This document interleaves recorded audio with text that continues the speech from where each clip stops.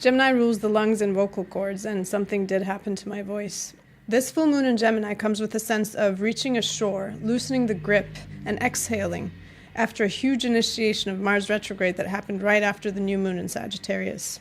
Gemini is light, airy, conversational, and fleeting, which is a very welcome change to the heaviness of Mars retrograde, which you might have also experienced as some uncomfortable energies of short-circuiting and feedback loops that were difficult to break. But Gemini can be scattered and restless or even frantic with all of the information that it's trying to juggle. So you might need to remind yourself to come back to your center, and from there you can ride the wave of this bubbly momentum that's available to us. A couple important astrological details. In this full moon, Jupiter retrograde in Gemini is squaring Saturn in Pisces. I mentioned in the last new moon video that Mercury in Sagittarius is touching base with this Jupiter 3 times during its retrograde period. So this Jupiter is deeply immersed in some ideas and projects that it's been working on, and now it's touching base with Saturn to see how it can bring them to life in the real world.